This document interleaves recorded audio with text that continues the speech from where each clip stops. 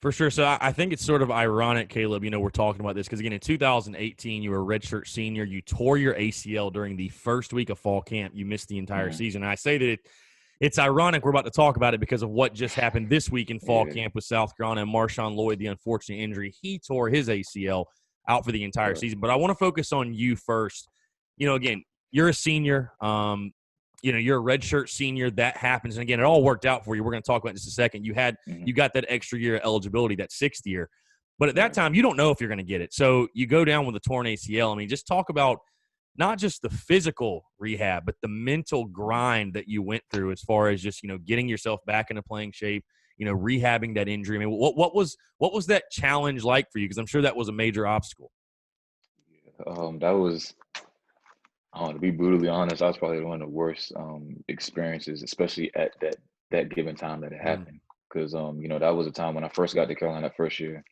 Um, Honestly, when I first got there, it took me a long time to get used to running out of shotgun mm, because that's something I've never really done before. At Wisconsin, we never ran a shotgun, none of this. So like when I got to Carolina, I had to basically learn a different style of playing offense. mm. So then when I finally start kind of getting it, and I feel good, I feel positive, feel healthy, all those things. Then I ended up turning the ACL and going into my last year. That was kind of like the biggest blowback mentally. It was bigger mentally Mm, than physically because I've been injured before. Like that's not mm, like I already know the rehab process, all those things like that. But that was it was really big mentally. I was depressed for a while. I didn't even want to play. It took me probably about 2 or 3 months to even decide to apply if I wanted to apply for the 6 year or not mm, because I was contemplating not even playing anymore. But yeah, with that, and then when I tore my ACL, I didn't just tear the ACL. mm. I ended up partially tearing my MCL. I tore both my meniscus, so I had to kind of. It was like a really, really slow start.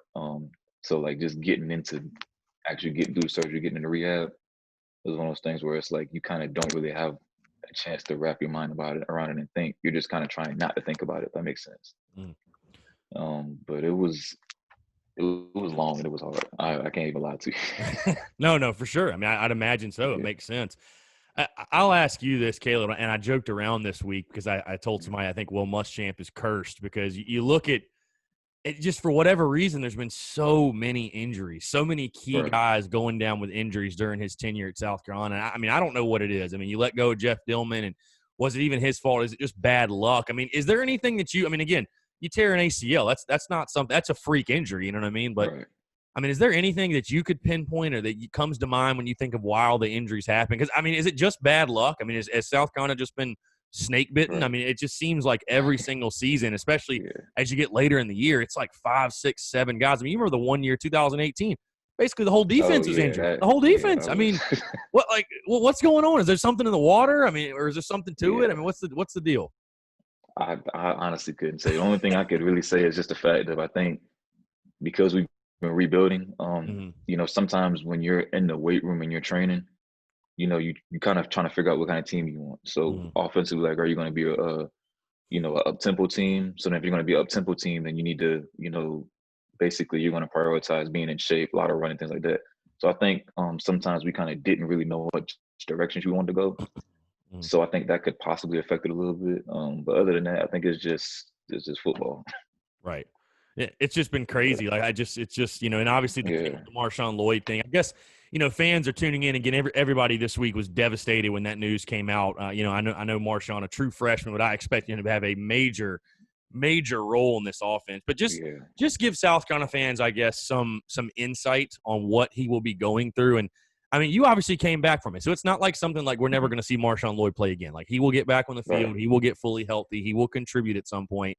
Um, but I mean, overall, what is the recovery process like? Like, if you had to give some fans some insight, like, what is what can we expect? Like, if we're wondering what Marshawn Lloyd's doing over this next month Right. period, whatever, the next 10, 11, 12 months, whatever, what's he going to be doing? What's the recovery process going to be like for him? It'll be a little. It's going to be pretty different depending on exactly where he Mm-hmm. starts. But if he just tore just the ACL, his process is going to be a lot more straightforward than mine was. Because with mine, I had to wait a while before I could even get the surgery because I partially tore my MCL, so I had to wait for that to heal. But if it's just the ACL, basically they'll end up prepping him for the surgery. So if he has to wait a certain amount of weeks to get the surgery, they'll have him doing rehab so that he doesn't lose muscle, so that when he gets to surgery, that he's not, starting from ground zero. Like he'll have a little bit Mhm. of a jump start. Um, he'll go through that and he'll get the surgery. Usually the first couple of weeks they keep you off of it, of course. And again, it's going to depend on if he has to get anything done with his meniscus, things like that. Slowly they basically just get your range of motion back, and so he's going to be going through that.